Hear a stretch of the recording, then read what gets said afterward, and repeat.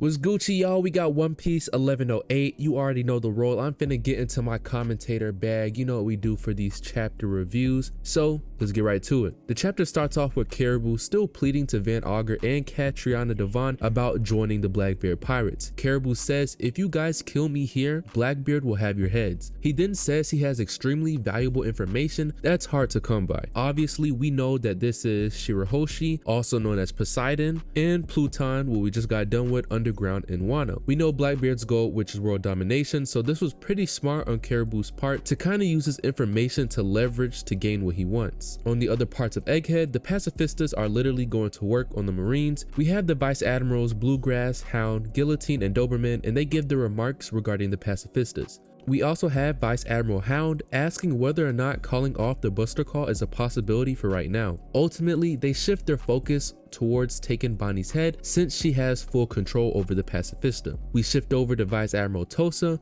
who is closely behind Bonnie, Frankie, Kuma, and Atlas. Vice Admiral Tosa uses Tosa Crunch on Frankie, but Brokey hits him right before the attack lands. Dory and Brokey talk to Frankie and Bonnie and tell them that they have come to save the Straw Hats. Obviously, Frankie questions them because he was not on the crew when they initially met them on the Alabasta Saga. Dory and Brokey explain who they are, and Bonnie tells them that Luffy, Sanji, and Vegapunk are still back there and asks for them two to go save them. So you already know Dory and Brokey, the kings that they are now headed towards Luffy and Sanji, and technically it's just Luffy because we have Sanji that bounced out with Vegapunk. We have Saturn in a new form that seems to be like a next level or evolution. His eyes are very dark and actually very scary than what I thought it would be. I agree with Sanji when he says Saturn looks like he's given up any pretense of looking human. This is definitely the most intimidating form within One Piece in my opinion. It looks like Saturn literally lost all of his humanity, even though he basically, had none to begin with. But Saturn literally just looks like a straight demon. Like he literally looks, it's just scary. Like I can't put it in words. Saturn is scary. Saturn also seems to be coated in venom, as quoted by Sanji. We see Saturn using crazy leg attacks that go everywhere, and Luffy is dodging every attack. Luffy tells Sanji to get Vegapunk out of there,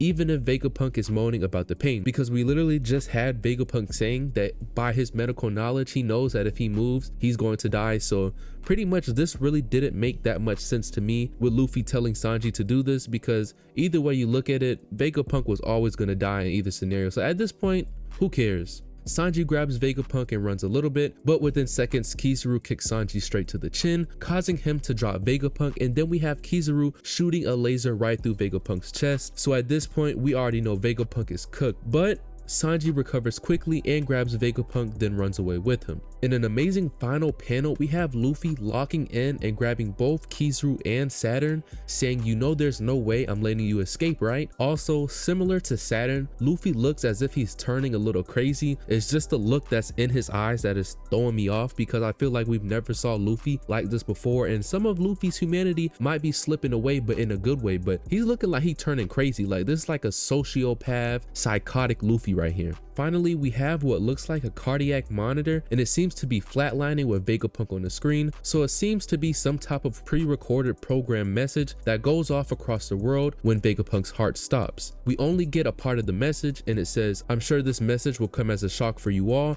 but please bear with me. What I'm about to tell you is the truth of this world. It seems as if this message is not just going to be some short phrase or some short sentence. When Vegapunk says, please bear with me, what I'm about to tell you is the truth of this world, it seems as if we're finna get a huge lore dump and a huge information dump with Vegapunk. So I know a lot of people are into the Sanji and the Zoro still fighting Lucci, but this is probably one of the biggest moments in One Piece that we're finna get in chapter 1109, and we're probably gonna get the biggest information dump, and there's literally so many exciting things to look for One Piece 1109. But yeah, man, Oda is literally cooking. Like I've always said, this Egghead arc is literally the best arc within One Piece.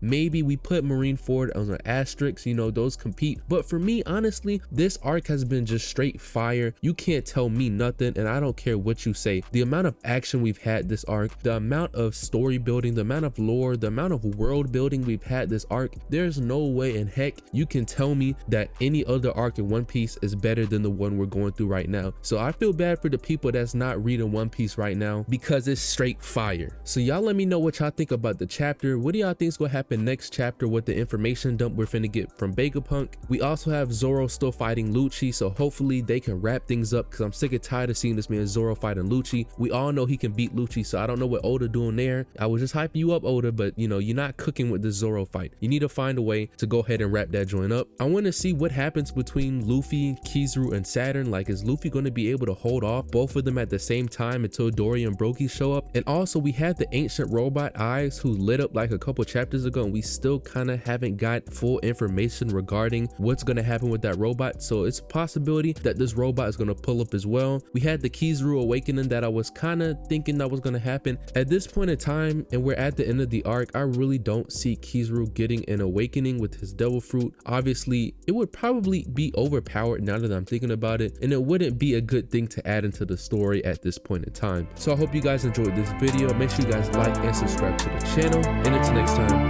peace out.